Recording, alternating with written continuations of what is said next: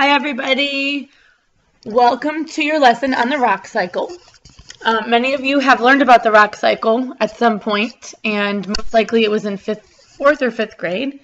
So we're going to build on that knowledge and review also what you've learned in the past, but build on it to go a little bit deeper with what the rock cycle is, and then how it can help us learn about Earth's history. So, first of all, just to review, a rock is any solid mass of minerals that occur naturally as part of our planet. Rocks can be composed of just one mineral, or they can be made up of a mixture of different minerals. Rocks are classified into 3 different groups based on how they formed. So the 3 major rock types are igneous, sedimentary, and metamorphic. And each of these 3 different types of rocks formed in a different way. So the rock cycle is all of the energy for Earth's rock cycle comes from the heat inside the Earth and the sun's heat and light. So rocks that are made underground depend on the heat from Earth's core, and then rocks that are formed on the Earth's surface, they depend on the heat and the light from the sun. So here's a diagram of the rock cycle. And the first thing that is important to note is that the rock cycle it's just like the water cycle in that it doesn't necessarily go from one step to the next in a specific order. So like the water cycle, water can evaporate and then it can condense into clouds and then it can precipitate and rain. But it doesn't have to go in that exact order. Water can precipitate into rain, and it can either run off, it can freeze, lots of different things can happen. So it's the same with the rock cycle. So I'm going to come back to this diagram a couple times, but this is just the overall idea of how each of the 3 different types of rock form. So igneous rocks. Igneous rocks are formed underground, and igneous rocks depend on energy from Earth's interior. They are formed as magma cools, and the difference between magma and lava is this. Magma is below the Earth's surface, and lava is above the Earth's surface. And rocks form when lava cools. So there are a couple different types of igneous rocks. There's intrusive and there's extrusive. Intrusive form totally underground, and extrusive form like lava when lava cools on the Earth's surface. That would be an example of an extrusive igneous rock.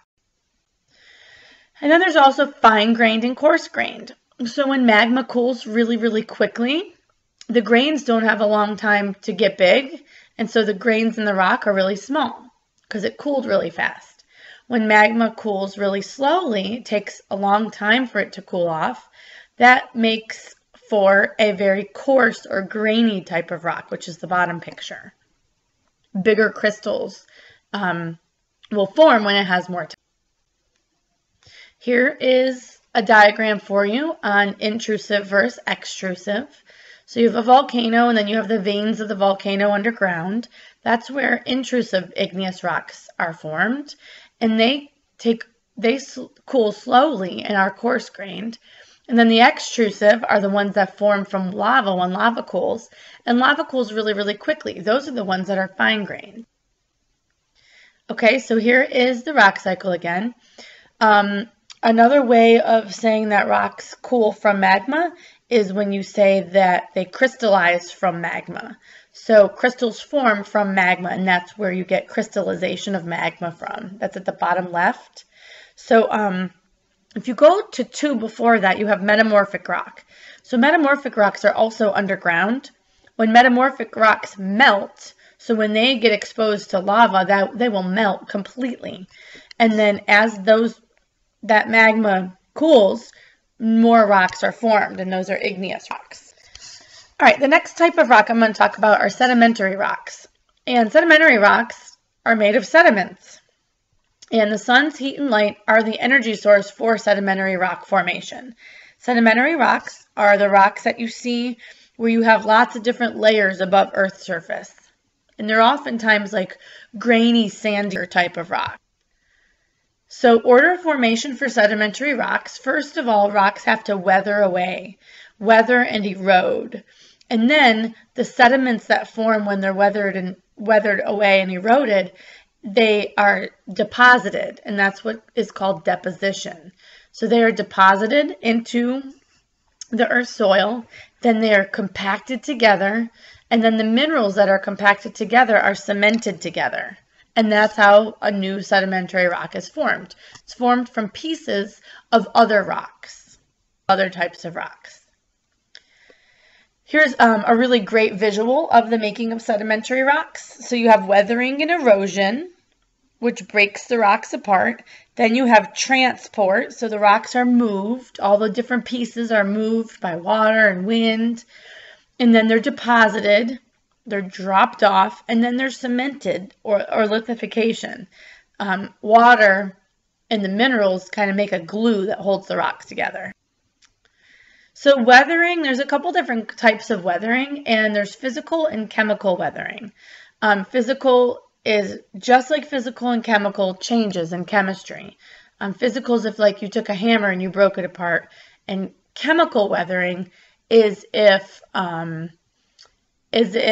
like acid rain would actually eat the rock away. You can't undo it. So factors affecting weathering are how much rock is exposed. If a lot of rock is exposed, probably going to have more weathering depending on the kind of rock. The climate, so climate can affect weathering. And then what the rock is made of, that's its chemical composition. Here's another diagram. So we were moving from igneous. So now the rocks are at the top of the surface, igneous rocks. They're weathered away, eroded, transported, deposited, buried and compacted, and then they're cemented together and they make sedimentary rocks. Last kind of rock are metamorphic rocks. Metamorphic rocks depend on the energy from the Earth's interior, and they're formed when existing rocks are buried, and when they're buried, they're exposed to high temperatures, to a lot of heat and a lot of pressure, and that totally changes the rock. When they're exposed to heat, they get like all soft and melty, and then when they're exposed to the pressure, turns it totally into a different kind of rock. So, rock cycle. In review, we have magma that cools and crystallizes to form igneous rocks. Igneous rocks undergo weathering to form sediments. Then the sediments can become eroded and are then transported and deposited. Then the deposited sediments are compacted, which means like squished together, and cemented together to form sediment. And then as the sedimentary rock is buried under more and more sediment, the heat and pressure of that burial causes metamorphism to occur. And this transforms the sedimentary rock into metamorphic rock. Metamorphic rock is buried, exposed to high temperatures that then melt the rock, turning it back into magma, and the rock cycle starts all over again. Now, you can have sedimentary rock get buried and melt. You can have other metamorphic rocks get buried and melt. You can have igneous rocks get buried and melt. So it's not always sedimentary rock that makes metamorphic rock. So here is another diagram. Igneous rocks, weather, sedimentary rock, heat and pressure, metamorphic. Igneous rocks can also get exposed to heat and pressure and turn into metamorphic rocks. And here's a diagram.